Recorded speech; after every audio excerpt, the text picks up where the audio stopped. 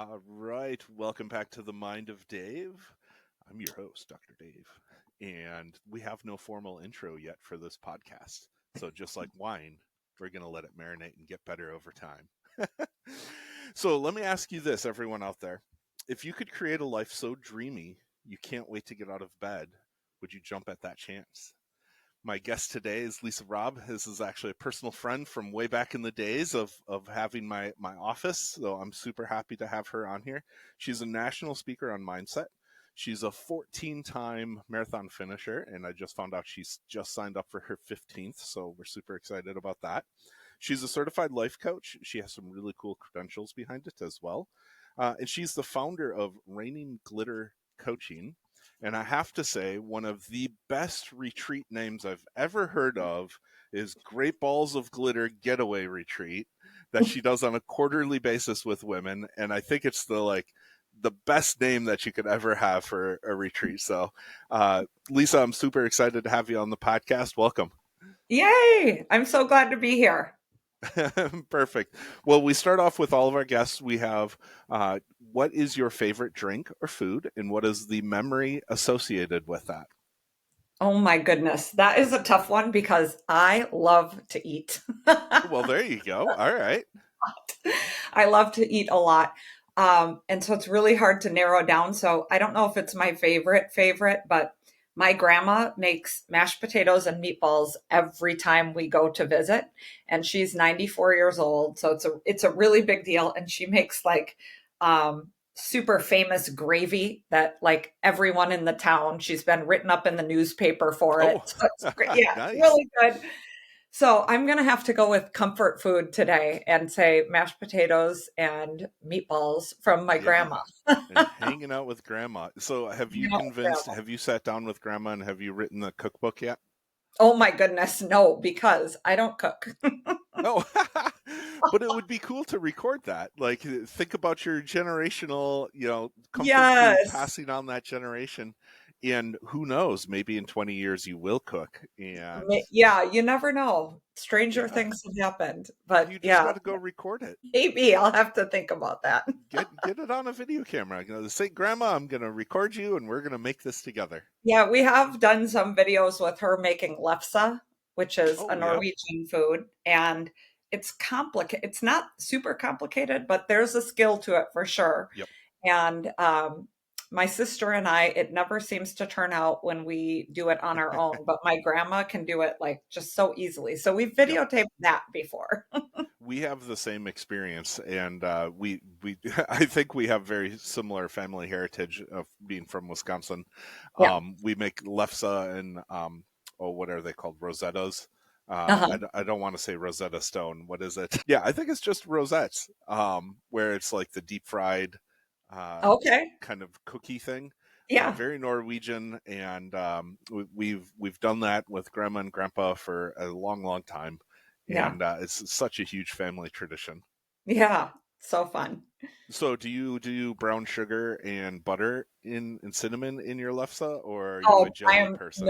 I am a just butter kind of a Just person. butter? It's a big debate in our family if you Uh put huh. sugar on lefse or not. Like there are Yep. people that are absolute, you wouldn't eat it without it, and there are other people like me that I don't think your lefse should crunch.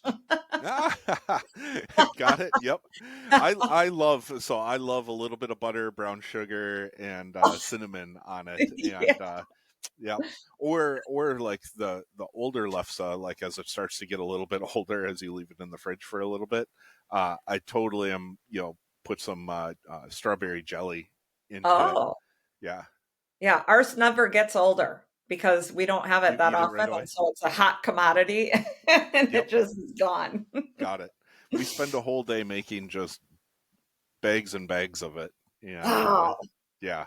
So it that's usually cool. usually has like a week in the refrigerator before it's all gone. Yeah. We're a small family though. How big is your family? Well, my immediate family is just me, Kyle, and Olivia. But when all of us get together, and grandma's usually the one that's making it and handing it out. And if I make it, it's like one package is all I can Oh, handle. right. Yep. Yeah, Yeah. we just all have immediate family, and all of the immediate families are very small. So Oh, it's like That's why it lasts. Like we make it in bulk, but there's only, 6 of us or 8 of us Yeah. that Yeah. eat it, kind of thing. Yeah. Well, very cool. So Yeah. let's talk about some marathon stuff. So, going back into the ISS days, Yeah. Integrated Sport and Spine. Sorry, I've actually don't even think I've said that on the podcast yet. Integrated Sport and Spine is my old company. Um, is where we had met, and you were doing team and training. And I Yeah. believe that was right when you first got started into your running career. That Is that was actually, I'm going to look, the team and training, that was 2013 that I did that. And that one was my seventh that was marathon. already your seventh Yeah. marathon? That was my Holy seventh crap! marathon when I Wow, trained for that. So yeah, I I did not started in realize. 2005 with Okay, what my first marathon was in 2005. and what one was that one? Anchorage, Alaska. Oh wow, That was also with team and training. And so team and training has a soft spot in my heart, because that's how I learned how to run. Basically, I mm. had never run more than 3 miles before I had signed up for that race with them. And what inspired you? So I actually don't even remember the connection that you had with Team in Training. What inspired you to jump on board with them and like get into running overall? Yeah, you're going to appreciate the story, Dave, because I was a kindergarten teacher at the time, and I was working out at the Wisconsin Athletic Club in the Milwaukee area. And Okay. I wandered into an information night for team and training Oh, at the gym. yep, And I didn't know anyone. So team and training is part of the Leukemia and Lymphoma Society. You know that. yep. And I didn't know anybody that had leukemia or lymphoma. And I had never run more than 3 miles in my life. And I signed up on the spot to run my first marathon with team and training in Anchorage, Alaska. You didn't even have to drink the Kool-Aid before you signed up for the Nope. cult. I wandered in and I heard enough that I was like, this sounds amazing. I'm a very goal oriented person, it turns out. And I thought it sounded like a great organization, and it sounded like a fun opportunity, and it sounded like a challenge, like the Yeah, travel, the physical challenge of it, and being part of an organization like that was, I thought, why not? Well, then I told you I was teaching kindergarten. The honored patient that year happened to be a 5-year-old girl named Riley. And I didn't know her, but I felt like I did in the eyes of all of my kindergarten students. So oh I wore right. a hospital bracelet with her name on it the whole time. Oh Because when you're just starting to run long distance, it is not easy at yeah, all to go from, being a barely a runner, because I just ran very sporadically and not long, right. to a consistent runner that was pushing my edge all the time. It was really hard, but I would look down at my bracelet and remind myself that she didn't want to go to chemo, and that was always enough to get me out the door. And it was just such a great experience. And I'll tell you, when I went to Alaska, the longest training run that you ever do is 20 miles with team and training before you show up to try to run 26.2. Yeah, right. And I wasn't sure how I was going to be able to go another 6.2 miles on top of my longest run ever. And my sister gave me a disposable camera, had 27 exposures. I don't even know if they make those anymore, but I had that, Right. Yeah, that's a right? good Like, I don't question. know. I had that disposable camera around my wrist, and the scenery in Alaska was stunningly beautiful. I didn't take a picture of any of that. I took a picture of every single mile marker, Got it. um, which was the perfect distraction. And when I got to mile 25, I started to realize that I was going to finish. And there was a woman standing by the side of the road holding a sign that said, "Thank you, team and training. You saved my life." And I always get choked up thinking about it. But I was so proud of being part of something that was bigger than myself, helping people I didn't even know, but Yeah, also doing something for me, right? right. Like showing myself that I can do hard things, I can do impossible things. And when I crossed that finish line, I was like a totally new human being. Like I really truly felt like there was nothing I could not do. I Wow. just needed to do it one step at a time. And that's real. I really, really believe that for all of us. Like, you might not be able to do it as quickly as you want, Yeah. but if there's something you really want to do, as long as you don't quit, like, let's go, right? Yeah. So that was a life-changing experience. And then my husband, he would always joke, he was my boyfriend at the time, but he would joke, "Don't talk to Lisa. She'll try to convince you to run a marathon," which was true. I would, but it wasn't even necessarily about the running. It's just that having something that proves that you can do an impossible thing, I think is a game-changing experience. And I've Yeah. happened to find that through running, and I wanted to share it with everybody. Wow. All Yeah. because you randomly walked into a place. All because I randomly walked into a room and signed up, which is kind of how I make decisions. Cannonball. Just Got it. jump right in. So next time I need something from you, just slip you a piece of paper with everything written on it and Yeah. Woo! oh my goodness. Did the day after you signed up, kind of flipping back into it, did the day after you signed up, did you have any kind of like regrets or like, oh crap moments or anything like that? No, Or I was it just never all ever looked straightforward? back. I never looked back. And It do was you like, attribute that to the mission of it? um, Or is that just no, your I just think personality? I think it's my personality. Like, once I decide something, I decided fully. I wasn't like, "Oh, maybe I'll try it." Right? Yeah. I was like, "I'm running 26.2 miles in Alaska." Mic drop. Got it. So Right? you're Like, like that's Yoda. You either do or do not. yeah. I mean, there's a lot of things that sometimes I get things and I think I'm going to do them and it doesn't always pan out that way. Um, but for the most part, like, especially big things like that, like, I was just all in. I was more nervous about the fundraising aspect Oh, than I right. was Yeah. the running, because you are committing to earning a certain amount of money for the Leukemia and Lymphoma Society, and if you don't do it, you're on the line. Yep. Like, you have to pay for it personally. And as a kindergarten teacher, I Right. didn't have a lot of disposable income to do Yep. that. So that made me feel, you know, nervous about that, but that's part of the challenge and the opportunity. And then through it, like, I found out that my my brother and my brother-in-law, no, my sister-in-law's brother had leukemia growing up and I didn't know. Yeah. And he had never heard of team and like, they didn't have that. And then he joined and he was the honored patient. Oh, And so there wow. were Yeah. more connections down the line than I knew, Yep. but it was really cool. It was just really cool to be a part of that and to be a part of something bigger. And I'm a huge team and training fan. Yeah. There's so many ways though to be part of something bigger, but that I was one find it way. I find Really. it a little bit weird. Like I had a very similar experience in that I signed up because of the mission. I Uh-huh. didn't have a personal connection.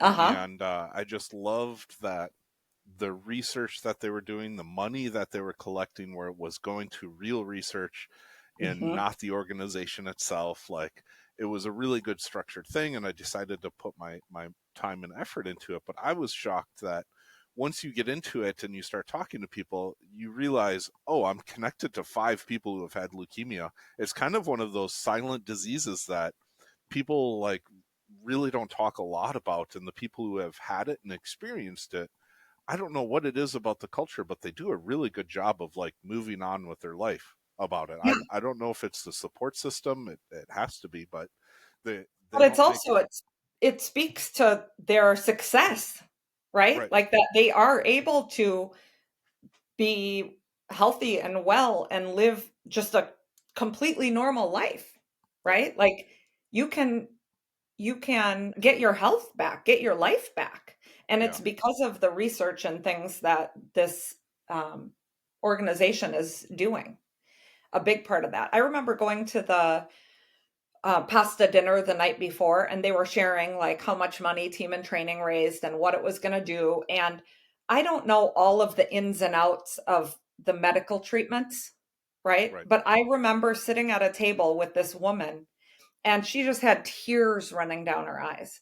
She's like, that is going to help my husband. She was there for her husband Mm. who had leukemia. And Yep.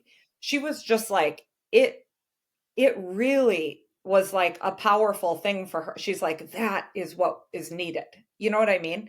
And Yeah. so to hear it, but to see how it's helping real people and to hear like that is important, just made me feel even better about it. Yeah.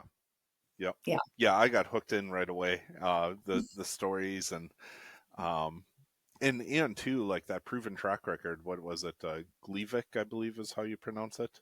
Mm-hmm. Um, that had come about right in that time frame. I think when you and I were really diving deep into team and training together, and yeah, it went from like what a 40% success rate of treatment up to like a 90% success rate of treatment. Um, yeah, it was crazy. And then those stories that the shared experiences of community, you just can't go wrong. Wow. Yeah. Well, thank you for sharing. Yeah. Let's get into marathon stuff again. How do you approach now? Because you have it in you, and clearly you've had it in you. Now, as you are into this coaching role and helping women like start to become superhuman and really just like get their glitter on, right? Yep. How are you finding inspiring other people? Like, what are the action steps that someone who maybe isn't as just like, let's do this, how are you getting them to get to that level where they can and actually achieve it? Yeah. Yeah. So running is something that's just a really big part of my life. Like it's part of my identity now. Like I identify as a runner. I wear running clothes. I read Runner's World. I sign up Mm, for races. Like it's part of who I am. But another part of how I like to run, like people, there's so many different ways to be a runner, right? You don't have to run a marathon to be a runner. But I love the challenge of doing about one marathon a year as like a way to prove to myself that I can still do hard things because running a marathon does not get easier. It's not yeah, like right. once you've done it, the next one is like easy. It just doesn't get easier. It's all about like effort, consistency, showing up. So I think it's just really, really important to continue to push myself and to show myself that when I crossed that finish line, I was like, that was so cool. And I decided, like, on the spot that I was going to run a marathon in all 50 states. Okay. But it was not about like doing 50 marathons as quickly as possible, right? It was about if I do another marathon, I want it to be in a state I haven't run in before because I certainly want a trip out of it. Yeah, right. Right? So actually when you and I worked together in 2013, I was training for the Green Bay Marathon in Wisconsin. And although that marathon was lovely, it was probably my least favorite. And here's why. I went back to work the next day. Oh, right. I don't recommend that, right? Yeah. And so I like to prove to myself that I can do hard things. I want a trip out of it, right? And that was the lesson I learned because I did it in Wisconsin. I was able to go back to work the next day and it sort of took the joy The out of it, reward. Yeah. right? Like you finish and then you just go back to work. I just don't believe that. So I started a running group actually over COVID. I became a certified running coach and I started a group called the 12-Minute Turtles, which is just about the power of putting one foot in front of the other. And now it's just a Facebook group and it's just a group of women that support each other in doing that, putting one foot in front of the other. Some people walk, some people run. It doesn't really matter. It's more about getting out there and putting that one foot in front of the other and showing up, right? And if Yeah. for you, you want to walk, great. If you want to run, great. I think that how you want to do it, it's completely up to you. But when I had that group, the 12-Minute Turtles, we did two marathons together. One was in Missoula, Montana, which was stunningly beautiful, Mm, and one was in Phoenix, Arizona, which I told you a little bit. It rained and it was not the greatest weather for that right. race. But what we learned is that do not go home the next day. Like take one whole day to have an adventure, whatever that means, Mm, right? yep. And so when we were in Montana, we went horseback riding in the middle of the mountains. It was Oh, wow. so fun and memorable the next day, right? It was great. Yep. And in Arizona, we were supposed to do a hot air, like a sunrise hot air balloon ride, but because of the weather, it got canceled. So we tried cryotherapy for the first time, There you go. which was just like something totally different, right? But it's about having an adventure and celebrating and enjoying wherever you are. So when I think about going back to your question, like, what do you tell people? I think, first of all, what makes you excited enough to keep showing up? And for me, it's a trip. That's my carrot, is like, I cannot wait. Interesting. So the next race that I'm doing is in October in Indianapolis. And I cannot wait for this trip. Like, I already am so looking forward to it. And we always find some kind of a theme. So, of course, with Indianapolis, it'll be probably race cars and checkered flags. Right. Yep. And so we just like, it's just part of the fun, right? Of like having some kind of a theme, and maybe you'll have themed socks or themed shirt or whatever. And then the next day, finding some kind of an adventure after the race when you don't care what you eat, what you drink, anything goes, right? Yeah. Like it's so much fun. I've never heard this perspective before, and I just want to thank you for it, because in all of the years that I've done sports medicine, it's one of the biggest struggles that I've always had was people try to be too mechanistic about their health and wellness. In other words, they hear a marathon's good for you, so okay, I'm just going to go do it. And what you're describing to me is actually how to live life, not how to run. And Yeah. so like it's a subtle difference, but it's a massive difference from the Yeah. standpoint of how do I wake up every day. So I love your tagline on your website. Then I had that written down somewhere. Um, that it's yeah, wow, that's really cool. I love the theme idea. I am picturing little race cars on my socks as if I were to sign up for Right? the Like it's so Indianapolis. Like, fun. yeah, It's so fun. And it's like, it's just part of, I know what it's like to show up with this group of people that we have been connected along the way. Like, and when you know that somebody else is getting outside and they just ran in the rain, right? mm, And you just are like, I see you. I see yeah, what you did. Like, I see your commitment. I see that you probably didn't want to, and you still did. And yep, I think seeing each other is a really valuable thing, that you're yep, not like on your own where nobody knows what you're doing. And yep, then it's like you feel supported, but also when somebody, like, not only do people see you, but you become a source of inspiration. They're like, if you can do it, I can do it. yep, Right. And so it's not just about seeing each other to make you feel good, but also it's almost like you owe it to them to show up, because how are they going to if you're not? yep, And how are you going to if they're not? It's like you need each other, yep, right? And so there's just this accountability, and it's not always easy to get out the door. It's not always easy to find the time, and you don't always have the energy. And sometimes you fall off the wagon or you miss a run or whatever it may be. But yep, I think doing it with a group and all of that, like the pain and the celebration along the way. Like there's right, so much to celebrate, but then there's times when things don't go right, or you get plantar fasciitis or whatever, right? right, But then when you're at the race, I always say like finishes are never guaranteed, even if you did all the training. yep, And so I celebrate that you had the courage to get to the starting line, right, because you don't know what's going to happen on race day, right? I've finished every race that I've done so far, but some have been by a very small margin. Like in Missoula, I sprinted to the end, and then I saw my Kyle was there and Olivia and my friend, the 12-minute turtles were there. And I went into the bathroom to change, and it was really warm that day. It was probably 86 degrees. I went into the bathroom to change, and I was like, I started to really not feel good in there. And it was like there wasn't enough oxygen in the bathroom. Mm.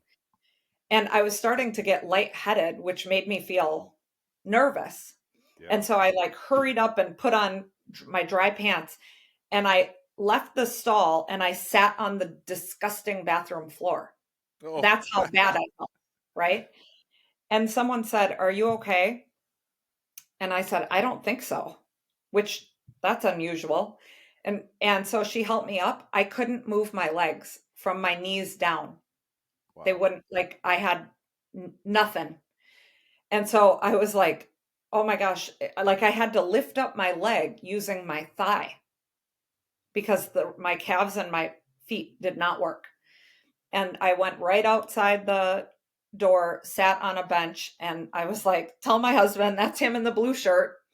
And they came over, and I ended up having to go to the hospital for dehydration. Yep. But I felt really good the whole race. Yeah. You know what I mean? Like, I don't know about really good, but I felt Right. good Yeah. enough to Your finish. I perspective kept felt going, good. right? Yeah. Um, and then after I got two IVs, I felt 100%. I was like, wow. And so that was like my 13th marathon or something, Right. Yep. right? These things can still happen. And especially when you're running in different environments and Yep. things like that, right?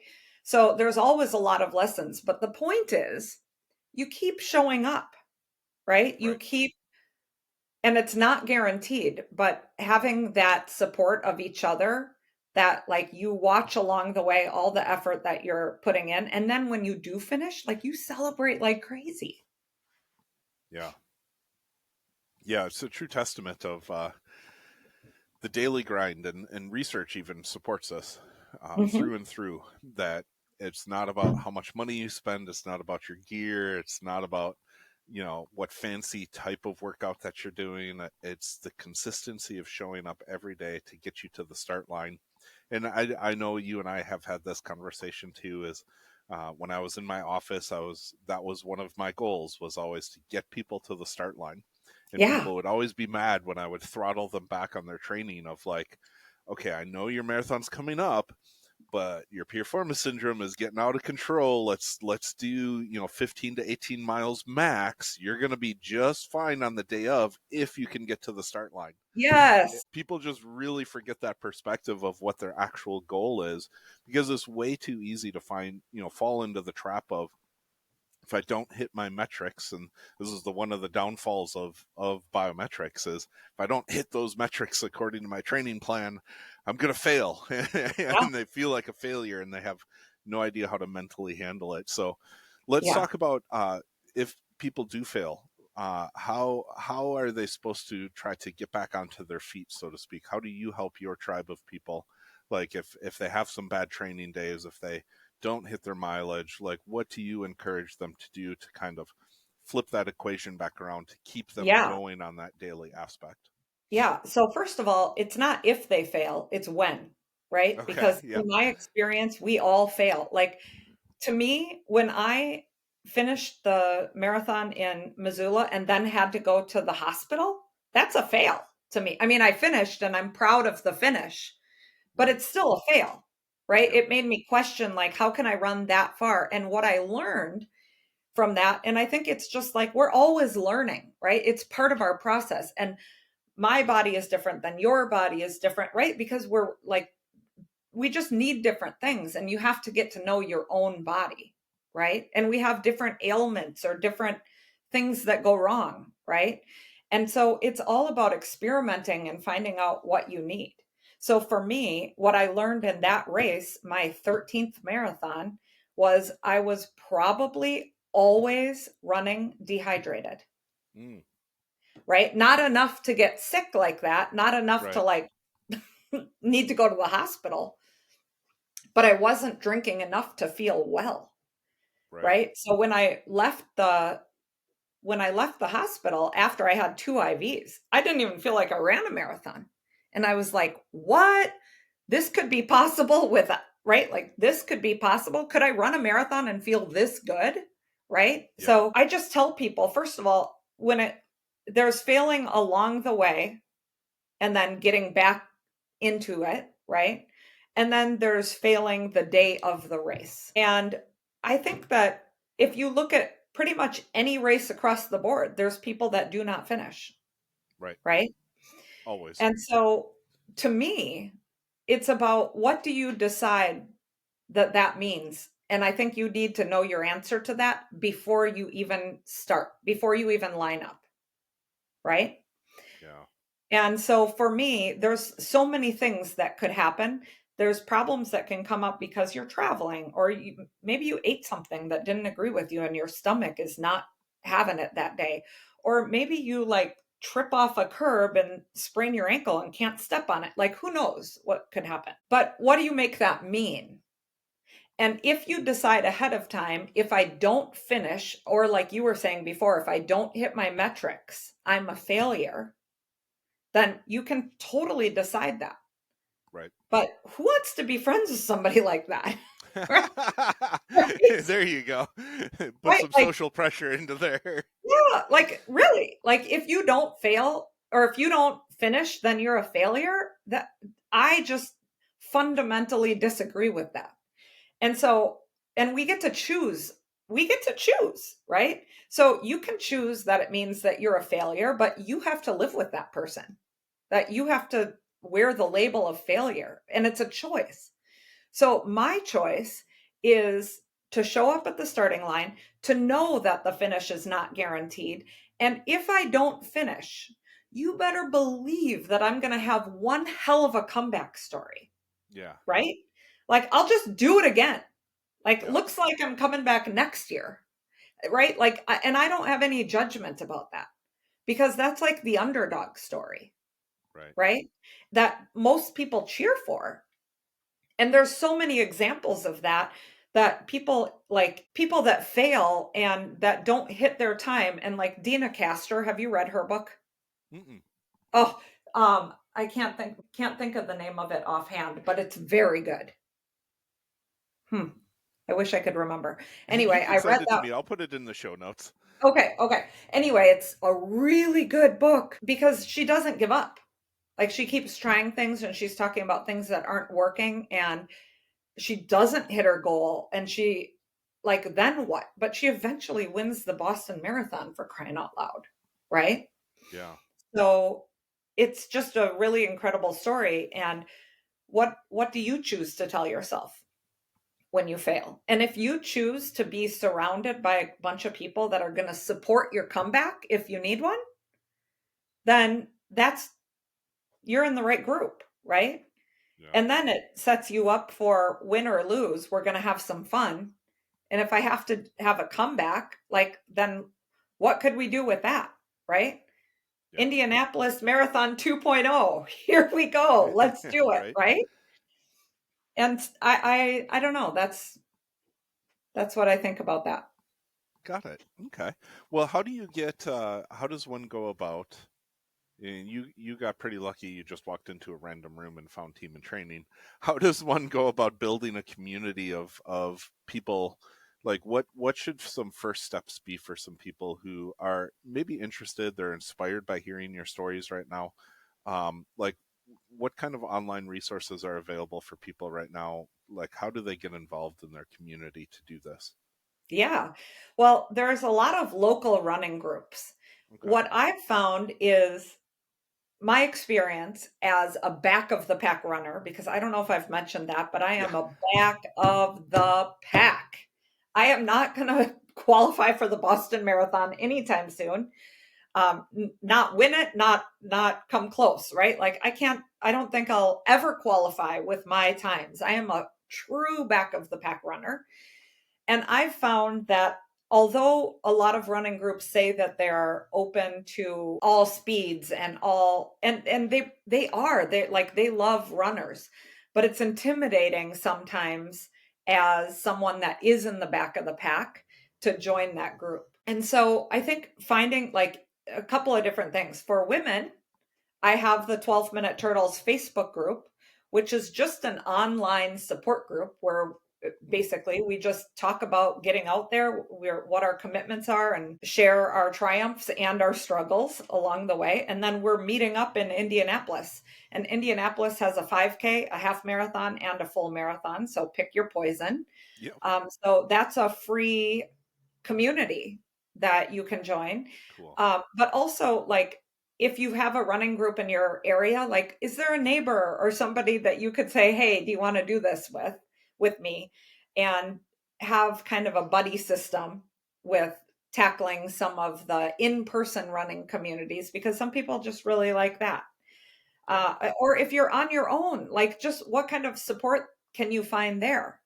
There's so many online communities, I think, that are available for people. And I just think it's trial and error until you find your place. Yeah. And being truthful with yourself, being honest with, like, I love your statement and passionate behind I'm a back of the pack runner, and Yeah. being okay with that. Like, Hmm. it's something that's inspiring, that more people need to hear that language, because Yeah. when you do get into those running groups, it's very intimidating, because everyone's goal is, oh, we got to hit that 8 minute, or we got to, and they just constantly want to improve, and that's a majority of the population actually doesn't want that. And I think Yeah. more people would be into running if there wasn't that pressure of constant speed improvement, and the Yeah. focus shifted to being social and just getting to the start line and having Yeah. fun together. So, Yeah. oh, you've been super inspirational. I love this. Is there any other words of wisdom that you'd like to impart onto the tribe, while you have their captive audience? Yeah. Let's see. Well, I will share. This is a big thing that I do during the Great Balls of Glitter getaways that I have for women, is I hold them quarterly for a reason. And that is because I think that that shorter time frame, the 90-day increment or the quarterly increment, is ideal for setting goals or intentions with a hard deadline, right? And instead of like a New Year's resolution, which to me is just way too long of a time frame, and not that you can't set yearly goals, but I think we tend to underestimate what we can get done over time and overestimate what we can get done in a day, right? Right. And so what we think we can get done today, we have this long list, and then we beat ourselves up at the end of the day because we didn't finish everything. But the opposite side of that is we underestimate how much we can get done over time. So I think having that shorter increment for goal setting or intention setting is just something that I encourage people to try out, whether it is running or becoming healthy, which a lot of the women that I coach, so I'm also a life coach, a lot of the women that I coach, the two things that bubble up that are often they're not happy with is their health and wellness, which often takes a back burner to all of their other responsibilities. And then the second thing is fun. Like, I think that a lot of us don't have enough fun. Like, Yeah. we're so heavy on responsibilities. And so when you look at your 90 days and you have just like, what do you want to focus on? Like small things, or not necessarily small things, but a small amount of things. And then it feels really good when you can reach those goals, and then you have an opportunity to set new ones. Right. So I'm curious what you use for goal setting. Do you like the 90-day increment? Do you like yearly? Do you like, are you a 5-year planning, or Yeah. I I what's your sweet spot? absolutely I absolutely hate 5 year, 10 year. I love the thought of envisioning yourself doing something, but it Hmm. can be very impractical because the brain just literally can't understand timelines. And so the neurochemistry and the neurophysiology of what we have is the 90 days is the perfect thing for me and the people that I hang out with. And it Yeah. is that, the New Year's resolution, like, if it's business planning, yeah, great, set a financial goal. But like you said, everything needs to be way less. And this is me, I'm part of the 4% that's an entrepreneur. So I will over be optimistic about everything. And so Yeah. anything that I think that I should create, I should probably cut it in half Uh-huh. so that Yeah. I can make sure that I reach it. And then when we're talking team excitement and things like that, how do we build corporations? How do we do our health and wellness and get excited about it? I'm that believer that it's much easier to make it that short little easier goal and then see how far past that goal that you can get, because that Yeah. way everyone feels like they're winning, everyone feels like they're part of it. Yeah. And especially like that's why I like what you've been talking about this whole podcast is do it for the destination, do it for the fun, do it for the social. That Yeah. can be a goal. Your goal Yeah. doesn't have to be to complete the 26 miles. Your goal should be to get to the start line having fun. Yeah. And so there can be this ambiguous quality about our goals in that. And so that also forces you to keep that mental perspective going towards that. So, Yeah. yeah, I think you and I are very much in alignment of where we like to go with those things. Yeah. And it feels good to win, right? So when you Yes. set like maybe a lower bar that's attainable, and then I love having, okay, and if you do that, then what's next? It's okay to Yep. have bonus goals, Yep. right? Or extra credit goals, however you want to say it. Yep. But it's really important to set easy to start goals.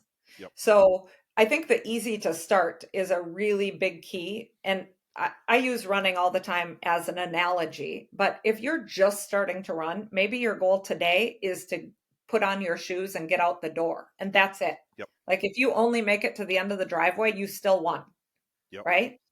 But because your goal is just to get out the door, because that's actually the hardest part is lacing up your shoes and getting out the door.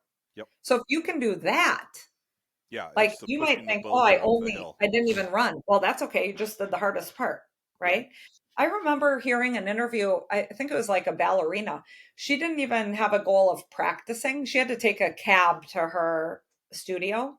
Her goal was only to pack up her gym bag and get in the cab. Yeah. That's it, Uh-huh. right?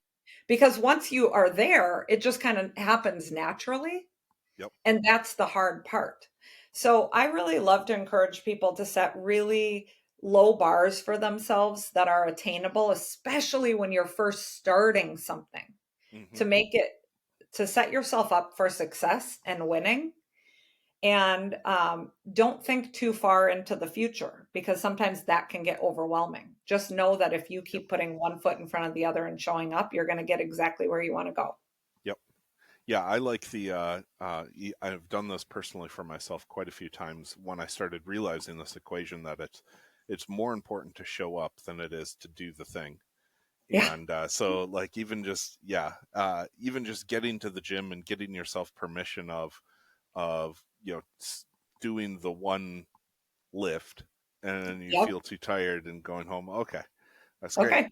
Like Yep. that's winning in a huge kind of way. You just beat out 95% of the population.